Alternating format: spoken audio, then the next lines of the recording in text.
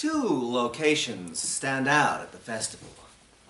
First is the field labeled grounds for shooting. Second is Santa's village. We're in line for the latter.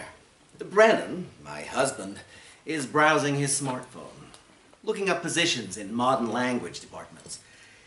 He received another rejection this morning. Happy holidays! To complicate matters, I just got tenure. So while he looks for jobs, I'm minding his 8-year-old niece, Clarissa. Clarissa plans to ask Santa for a crossbow. Uncle Martin, do you and Uncle Brandon think Chicago is better than Oklahoma?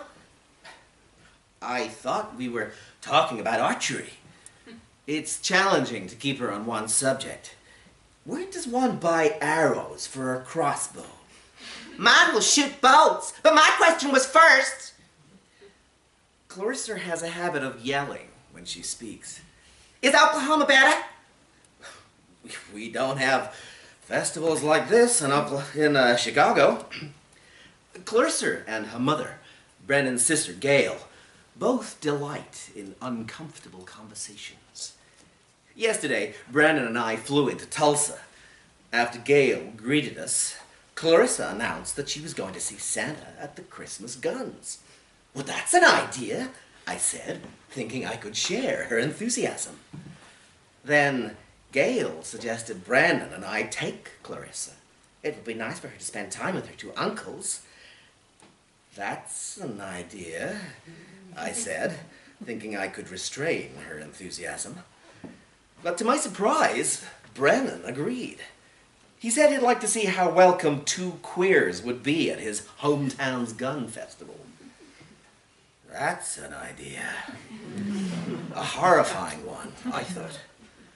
After a tedious, passive-aggressive conversation between Brennan and his sister, Gail promised that the festival wasn't a survivalist convention for homophobes. We'd be fine. Brennan snorted, which is his preferred gesture for deprecation, his kyneme for disdain. We'll see.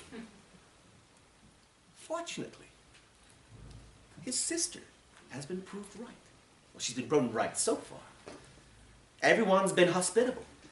The experience has amended more than one of my outmoded idées reçues about gun enthusiasts.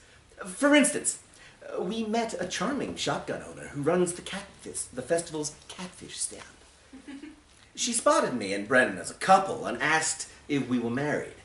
She was grinningly generous with our tartar sauce. Listen to this. Brennan frowns at his phone. I fear he isn't looking for job applications anymore.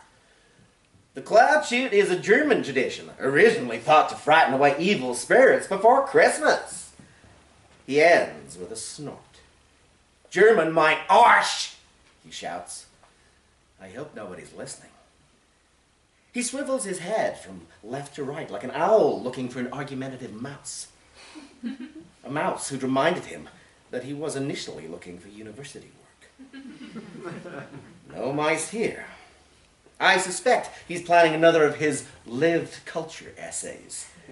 They always start with promise, but he lacks tenacity. His pieces are neither rigorous enough for academic publication nor popular enough for general news outlets. They often end up in charming digital holes in the wall on the verge of bankruptcy. Uncle Martin, Clarissa says. will guns scare away Santa? I'm certain Santa is equipped for the occasion. Will they scare you? No. Why? Do I look scared? Mom says guns scare you. I don't want a gun. There's a difference. Her mouth curls into a smile. What if someone points a gun at you? I'll do whatever they ask. Even a bad thing? It depends on how bad, I say. An elf in a green costume, shimmering like a polished tree bauble, advances up the line with a red bucket in hand. Bells on his shoes jingle as he walks. He's Santa's slave, Clarissa says. Young lady. Brennan looks up from his phone. Don't you think that's offensive? Clarissa looks confused. She doesn't mean any harm, I say. Brennan turns to me, ruffled and irritated. Before he can launch into a lecture, the elf approaches and tips his candy-striped hat. Good afternoon, sirs. I'm collecting donations for the Kris Kringle Hometown Security Fund. He smells of peppermint and tobacco. His sky blue eyes gleam above a weak stubble. He would be attractive if he lost weight. Before I can stutter an excuse, he positions his bucket near my chest. Come on, buddy. Santa and the elves need practice ammo. To get the girl on Santa's lap, you gotta pay for shells and calves, he says, holding a thick index finger in the air. Ha! Erupts from Brennan. The whole line hears it. The elf's eyes narrow. It's up to me to diffuse this. I give him my most professorial gaze and respond, as they say, an I am for an I am. Arm the elves with bullets and guns, and boys and girls are in for some fun.